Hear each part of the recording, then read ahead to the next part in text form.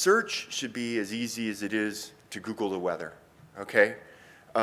Everybody here, I bet you, if you raise your hands right now, did you Google something today? Probably everybody, yes, right? Something. The weather, whatever. The weather's going to be crazy now. You got a cold freezes coming in. So, you know, the idea is that we can do that in the public domain and get answers to things, immediate answers at our fingertips, right from our mobile devices or computers or whatever it is. It's crazy to think that we can't do that when we go into the enterprise. When we go behind the firewall into our companies and we want to do that same type of a lookup across all the various different systems we have, that result is not even anywhere next to the same, right? You have to take weeks, days, months, years to do projects to try to get at information that you already have in all these silos around you.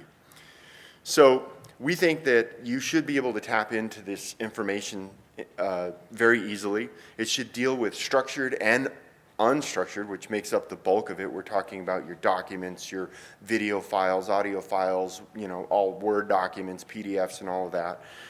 We think that you should be able to leverage and utilize, as you've heard a lot about, AI and machine learning and natural language processing to get at that. But it should be easy. It should be easy for the end user.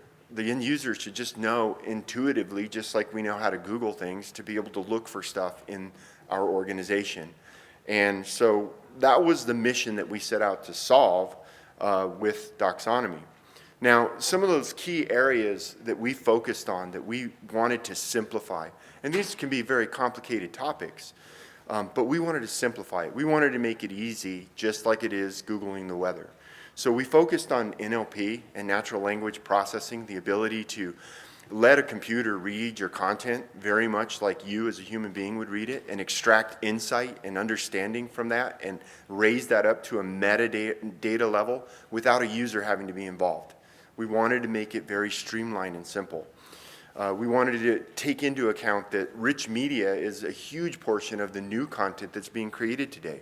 When you think about the number of videos that are being created and how much time we spend, say, on YouTube, looking up topics to learn and do things, we're also generating that kind of content. How do we search that? How do we search images? How do we search and get at this information very easily when it's a picture or when it's a video and somebody's talking about it? So speech detection and the ability to automatically extract insight from content that is not normally searchable is something that we wanted to take into account. Classification was another area. We need to auto-classify content. It's nice when users will enter a lot of metadata and tell you what kind of document they're putting in the system, but in this day and age, the sheer amount of content that we're creating, it's almost impossible for them to do that and do it effectively. So we need to find a good way in any tool that we're looking at to analyze and determine how to do this automatically without a user being involved, and have a system do that very easily without a huge involvement, a huge project, a huge investment, to be honest. Discovery is another aspect that we see within the components of intelligence. We have things that we're looking for. In our company, we have a use case with a customer in Europe, big, huge company. It was a GDPR-related issue. They needed to find PII across 75 terabytes worth of data and 15 file shares with no index whatsoever. So we were able to identify with our tool, and a tool that you might be interested in, that type of content. So we could literally find passports that were scanned in and sitting on a file share and identify passport numbers just by looking for certain types of patterns. And that's the kind of new technology that is available and coming out and rolling out. And you're hearing about some of that from some of the vendors here, obviously, this week.